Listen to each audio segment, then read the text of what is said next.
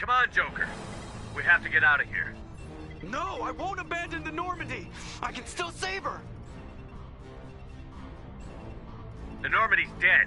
Just like us, we don't get the hell out of here. No, we just have to... Oh no. They're coming around for another attack.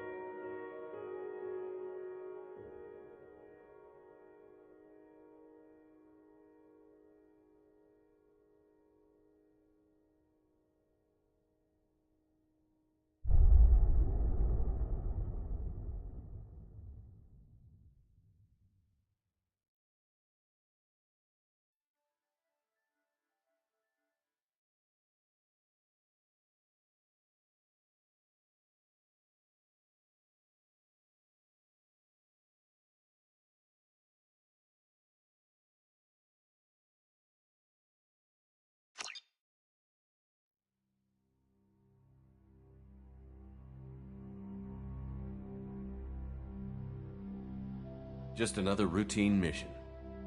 Why do they always say that before a mission? Of course it's routine. You haven't done anything yet. It's everything that happens along the way. The choices you make, the paths you choose, that turn the routine into anything but. Of course, that's how it started. A routine mission, answering a distress call. And look where that got me. We were testing out the Normandy, Captain Anderson's new ship, when the distress call came in. An Alliance patrol on Eden Prime had been attacked.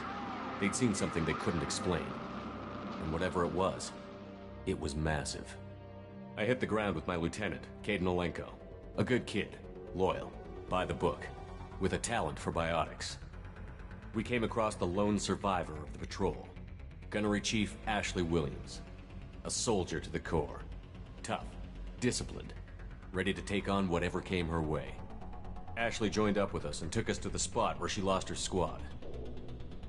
That's when we saw it. The ship. Like nothing I'd ever seen. It was massive, scorching the colony and everything around it as it blasted away. We followed the path of destruction to an artifact, a beacon left by a long-dead race called the Protheans. The colony had dug it up, and whoever attacked them had tried to take it. Chief Williams made the mistake of getting too close. It hit her with some type of energy. I grabbed her and threw her out of the way. That's when it hit me. Hard. Every muscle in my body went rigid. I couldn't move, could barely breathe. Everything went black. And then I saw something. A vision. Dream. Nightmare. By the time I woke up, we were halfway to the Citadel on our way to meet the Council. I was expected to explain what I'd seen. Anderson came along. So did Adina, our political representative on the Citadel. With those two heavyweights, it seemed reasonable we could persuade the Council that the ship we'd seen was a potential threat, as was the individual behind the attacks. The main suspect for the Eden Prime massacre was a Turian Spectre named Saren. He'd been seen by one of the survivors from the colony at Eden Prime, and there was some evidence to suggest that the ship was connected to Saren. But even Adina's pointed accusations weren't enough to convince the Council. They just couldn't believe one of their chosen elite Spectres could be guilty of something like that. They needed proof, which meant I needed proof. Fortunately, I wasn't alone in my search. Garrus, another Turian, wanted to help. a top agent for Citadel Security. Despite orders from his superiors that he shouldn't get involved, he told me he was suspicious of Saren, and he had some useful leads. More importantly, he was willing to share them. That led me to Rex, the biggest, nastiest-looking Krogan bounty hunter I'd ever seen. He turned out to be more than just a brute. It was his intel that led to a fugitive with incriminating evidence on Saren. The fugitive turned out to be an energetic little Quarian named Tally. A tech expert with a knack for hacking, she'd procured some information on Saren. Evidence that proved Saren was dirty. Tally's evidence proved that Saren was responsible for the massacre on Eden Prime, and that the immense warship we'd spotted was in fact Saren's flagship. But it went much further. Saren was trying to find a way to bring back a race of sentient machines from dark space. Machines allegedly responsible for cleansing the galaxy of all organic life. These Reapers were blamed for wiping out all life 50,000 years ago, including the Protheans, then disappearing back through the mass relays to dark space, leaving no trace they'd ever been. That explained why Saren was after the beacon, and it made some sense out of my visions. But not much else. We couldn't convince the Council that the Reapers were a threat, but they agreed Saren had to be stopped. They stripped him of his Spectre status and gave me the honor of becoming the first human Spectre. My first task? Bring down Saren.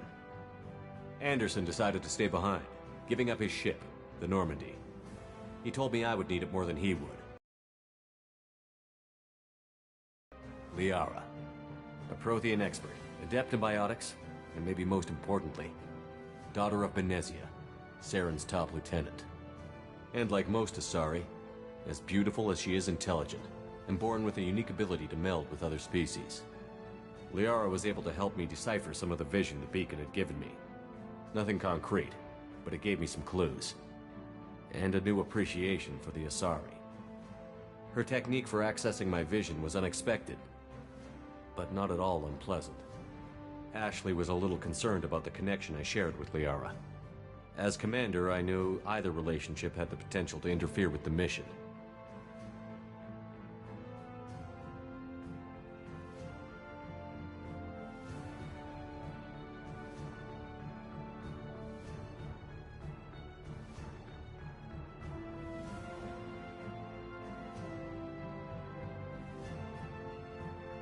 I decided discretion was the better part of valor, and kept my focus on our goal, finding Saren. Thanks to Liara's help, we had our next lead, Benezia. Saren had taken her to Novaria, where he'd enslaved a dangerous race of insect-like creatures, the Rachni. He ordered Benezia to use the same technique Liara had used on me to extract information from the Rachni Queen. The Queen's drones were everywhere, and they weren't happy. We had to fight through hundreds of them to get to Benezia. By the time we arrived, Saren was gone. With the information. I tried to reason with Benezia, but Saren had indoctrinated her. He had somehow acquired the ability to control people's actions and wills. Benezia wouldn't surrender, and Liara was forced to watch her mother die in her arms. And I was left with an angry, dangerous Rachni Queen to deal with. She claimed her drones would do no harm if I released her. But the Rachni had terrorized the galaxy before.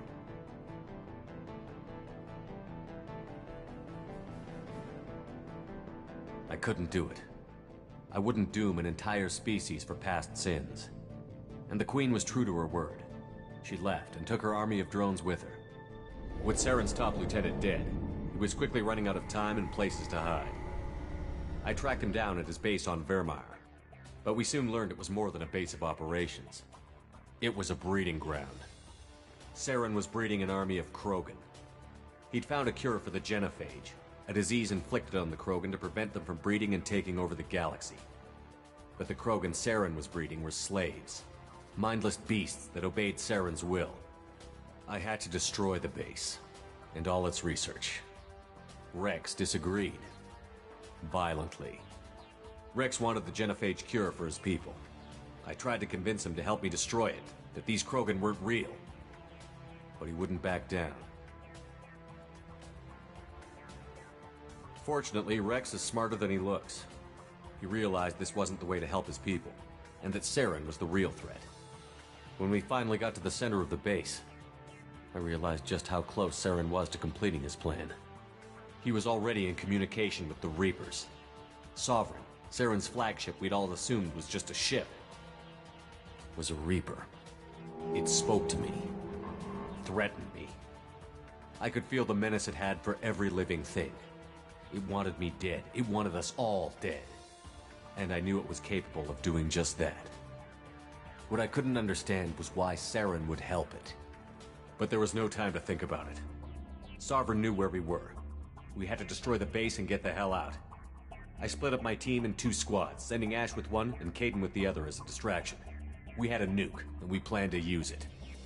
Before we could detonate the bomb, Saren showed up. We fought. I stalled him to make time for my team.